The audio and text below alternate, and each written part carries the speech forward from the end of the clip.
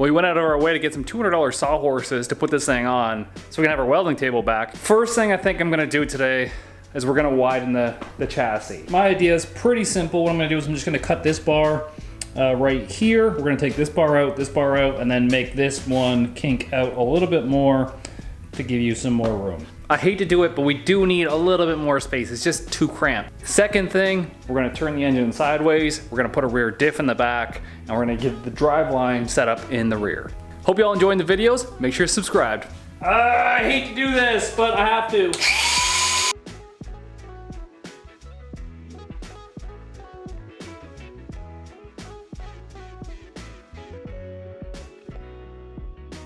You can probably see this from the front, but if we just, the pipe was like this. If we take it from like this, kind of just put it this way, you can see that we have a whole bunch more clearance. And then what we can do is we can just build a pipe from like here to here and here to here or something.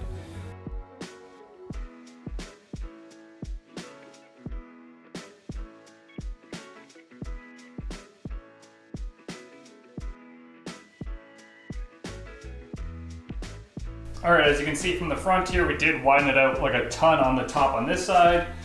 And then I made a pipe that just slid inside this pipe to come up to here. I'm not gonna brace from here than there.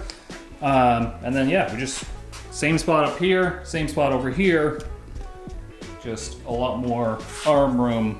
Even up to like this point, where your hand would be by the steering wheel, there's a lot more room. So just gotta recreate that side on this side on that side. It's always the second part that sucks.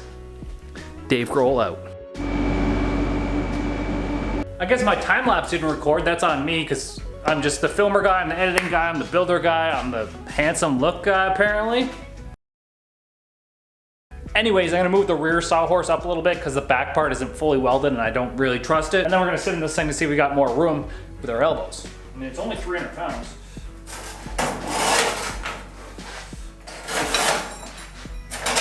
I don't know, if I step in the middle and it snaps in two, it's my own fault, I guess. So far, it's more comfortable.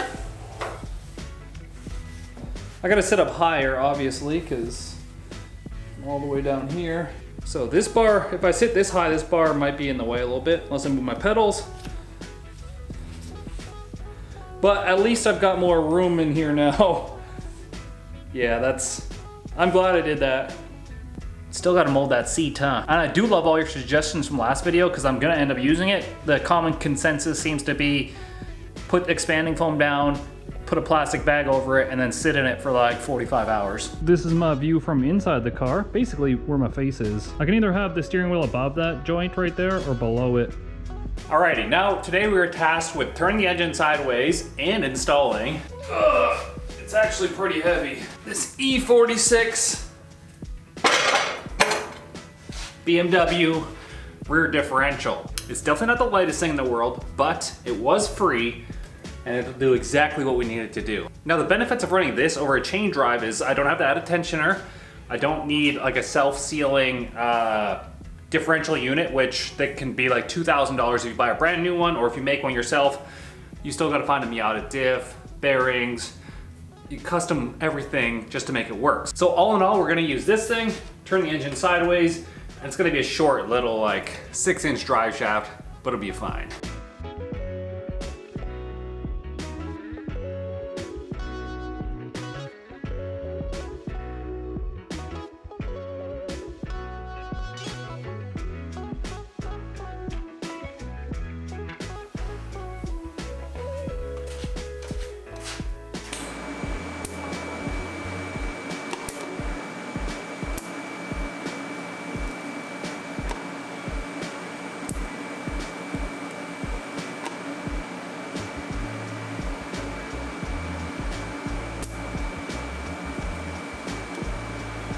Here's our bar on the second side. We just gotta weld some tabs from here to there, and then the engine should be held up in place. I did move the engine up some in anticipation of having to like do something with the oil pan in this thing because it's not made for like different forces on it. It was only made to push oil downwards, just like on a street bike. So I moved the engine up like 1.25 inches just to give us some room if we ever need to change the oil pan out or do something with the oil system on this thing, then I'll have some room underneath. So this would be the middle of the chassis right here. This includes the offset in the diff, because if you center the diff right here, then the offset to the pinion is actually to the right. Unfortunately, you can see our sprockets more like here. So even if I have to offset the diff 1 inch to one side and make one axle slightly longer than the other axle, I'm pretty okay with that, considering that the weight of the engine is on this side, and we put the weight of the diff on this side a little bit, should even out. And honestly, for the sake of saving thousands of dollars of having to get custom stuff made, and we can just use like bolt-on stuff with a custom drive shaft, I think this is going to be the way.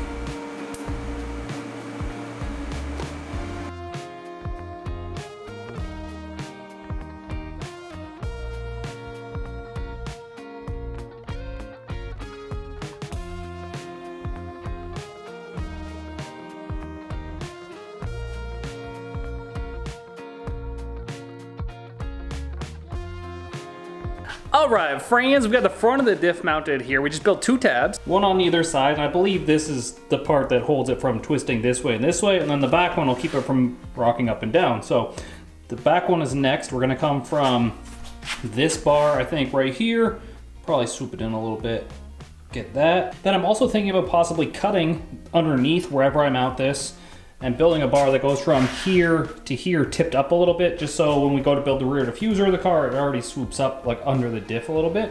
Now the diff definitely sits a little bit lower than the output flange on the engine. You can actually buy an adapter for the engine to convert this to a drive shaft. Our drive shaft's only gonna be like this long, so it's basically just gonna be a slip yoke between here and here. I might even get away with putting a CV axle in this, who knows? Like a CV axle from here to here, that'd be pretty smart. And then obviously I moved the diff a bunch to this side, just because the offset of the engine, I just wanted it to be a straight shot into the diff. So this CV axle is gonna be slightly longer than this CV axle. I'm not too worried about it.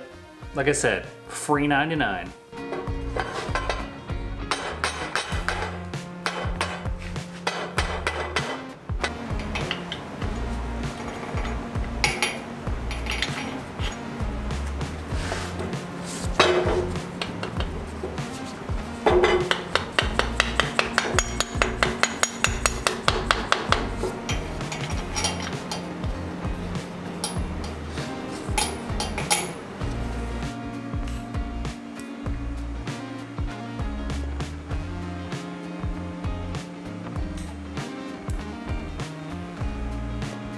Now technically we should be able to move all of this stuff and our diff should still be in place.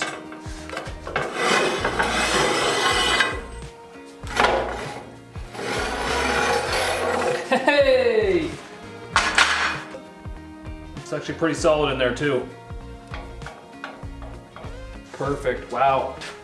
That's gonna work good. We just gotta weld up the front sides and back sides of these big plates, and then our ears back here as well. Yeah, the space is getting kind of cramped in here. I did go ahead and I stole Murphy's, the guy who owns Reboot Racing, the Formula 1000 seat out of his Formula 1000 simulator, which is basically an actual Formula 1000 seat. The problem is my chassis is a little bit too narrow at the hips. Use it as a template and just narrow in the hips a little bit with some putty or something, and then fiberglass this seat. This should be a really good base on exactly how I'm supposed to sit, because this came out of an actual Formula 1000 replica car. Perfect. Now, just need to narrow it up a little bit down here, and I think it should fit. I'm gonna take some measurements first. Once again, I know nothing about fiberglass, but it needs to be a little bit narrower right past these holes right here. So I bought a bunch of Play-Doh, and we got some tape, and we got some fiberglass. Let's see what we can do. I'm gonna tape the seat up first though, so I don't ruin it.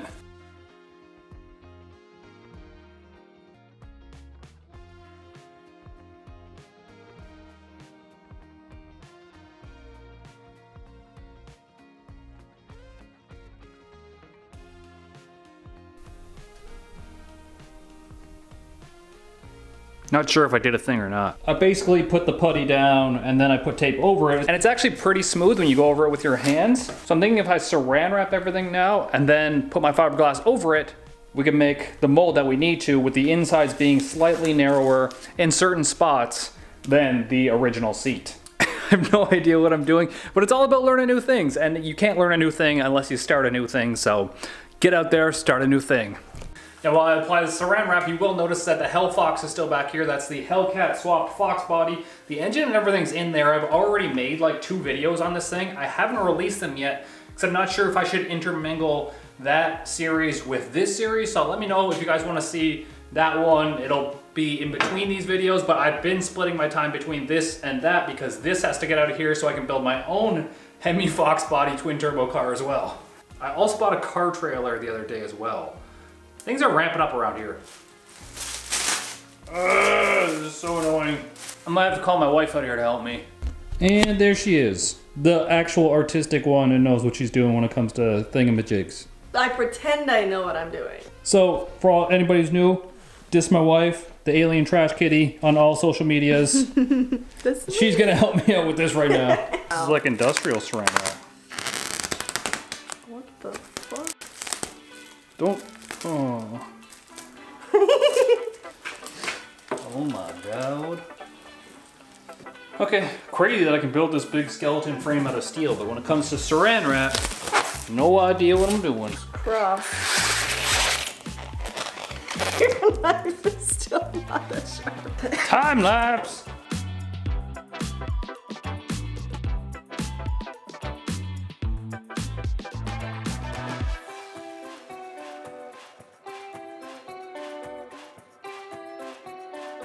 We ended up making a little store run here. We got some measuring cups because we're only gonna mix it in small portions. We've never worked with fiberglass before, so I want to work in small portions. That way we don't waste any, and then we'll move from like one side of the seat to the other. You have a big fingerprint on your lens. You know this? There you go.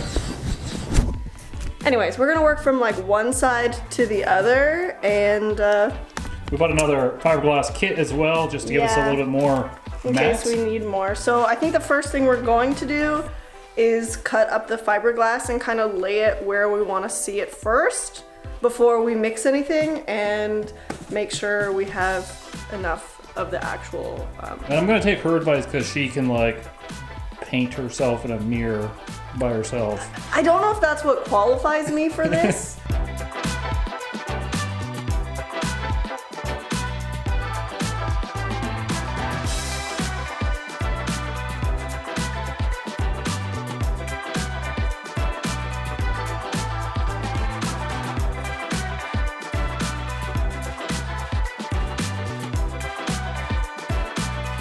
Yeah, we definitely don't know what we're doing, but we have no f***ing clue. But you know what? I don't think it's turning out half bad. Just saying. I think it looks like it's coming along, maybe. Like it might harden to be a thing. Trust the process. Trust the process. It's a thing. Trust it. We used our whole 2 containers of resin. The saran wrap is definitely like lifting as you try and spread it, so that's a little bit sucky. I didn't watch any videos. Like, do they just use masking tape? I don't know. To be honest, I don't know. We're gonna let it set and then we'll see what we have in a couple hours, I guess. For the most part, it doesn't look too bad. I'm gonna pull it out of the mold now, and it looks like there's a couple air bubbles where your ass goes, but let's just see what happens when we pull it apart.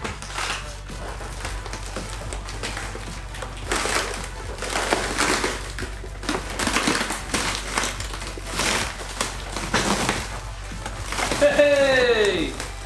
We did it! Oh, it soaked through a little bit on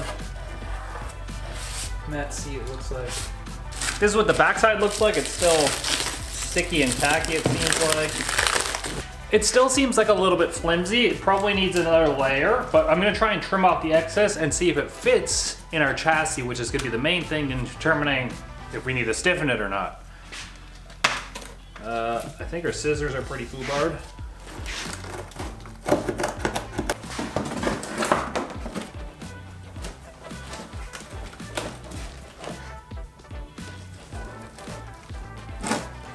take like 7.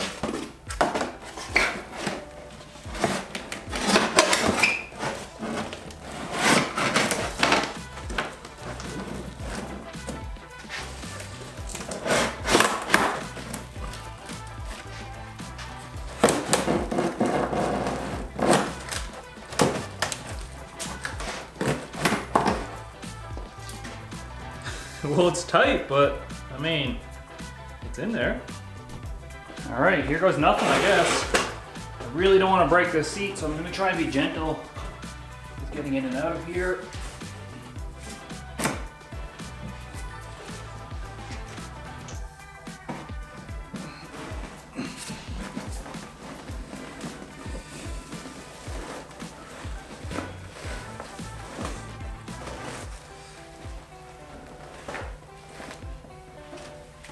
It's definitely pretty tight, but it's gonna work. Sorry, Matt. You're gonna be a little bit squished in here, but the bucket is nice enough that it feels pretty good. It definitely needs more shaping and more fiberglass, but I think we're on the right track. As you can see, there's like a couple bubbles and like imperfections. You can't really feel it when you got some stuff on. There is a little bit of a spine relief there, which is nice, and it holds you in there pretty good, to be honest. Like, we're going around high G turns, that is gonna be very nice. We turned the motor sideways, we put a rear diff in this thing, we have a seat now, and now we're just waiting on our spindles and stuff so we can start building this thing sideways and get it to become a roller. They are arriving soon, so you don't wanna miss it. And if you haven't seen the previous episodes, they're right here. Peace easy, get heavy.